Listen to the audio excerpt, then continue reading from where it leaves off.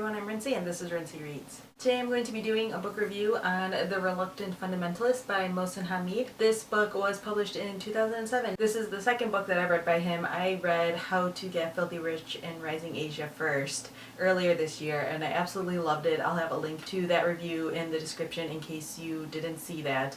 But I absolutely love that book, and after reading that I picked this up almost immediately, but I didn't read it until recently. The story follows the conversation between a Pakistani man and an American stranger. He doesn't seem to know this person. The story takes place in Pakistan. The main character starts up a conversation with this stranger and just starts telling him about his life in America. I'm not completely sure how to say the main character's first name. I think it's Changes. It's Changez.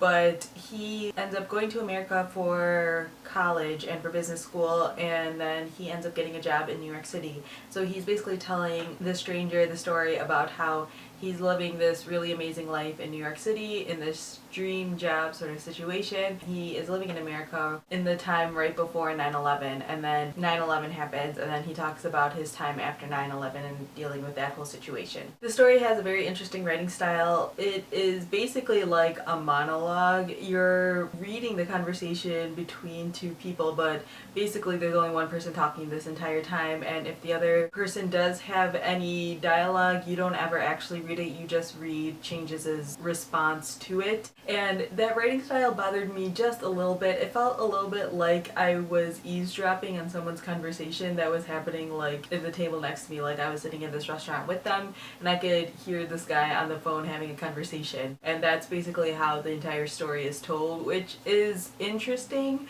but not my favorite way to read a story. Sometimes it comes off as a little bit cheesy because the narrative will be like, oh, what's that you say? You don't like X, Y, and Z? Well, let me tell you about this. And basically what just happens is the narrator ends up repeating whatever the other character would most likely have been saying to him, which gets, again, a little bit cheesy for my taste. So that always bothered me just a little bit, and I feel like because of the writing style, I never fully engaged with this story as much as I hoped I would. With How to Get Filthy Rich in Rising Asia, I was immediately sucked in. I felt like I was in the story and I was watching all of this happen, and part of that has to do with the fact that it is told in the second person. This one, again, it didn't feel like I was watching the story unfold. It was more like I was listening in on someone else's conversation as they're telling the story. I didn't feel quite as connected to the information that I was getting. That being said, I still really enjoyed this book. There were parts that I didn't really like. Mostly it has to do with the romance aspect that happens in this book.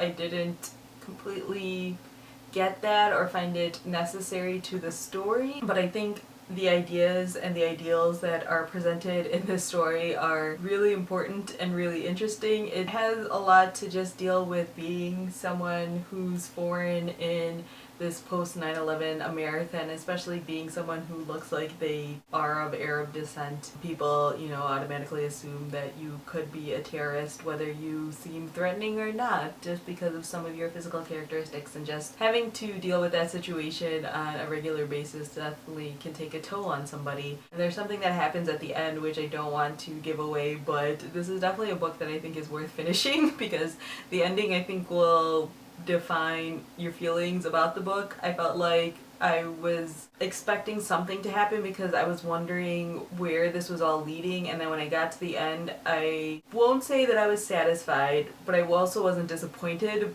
I think I was just generally surprised by it, and that made it better in my book personally, but I don't know if everyone would necessarily like this ending. Oh man, this is so vague, but there's no other way to talk about it without spoiling it, so I'm just gonna leave it at that. In the end, I gave this book a 3.5 out of 5 stars. I kept going back and forth between 3 and 4 stars on Goodreads, and so I gave it 3 stars because I definitely think How to Get Filthy Rich in Rising Asia is a much stronger book than this one, but I definitely still really like this book. So yeah, that's my review of The Reluctant Fundamentalist. If you have read this book, feel free to leave your comments down below, and especially about the ending. I want to talk about that with people. So yeah, that's all I have for now. Thanks for watching.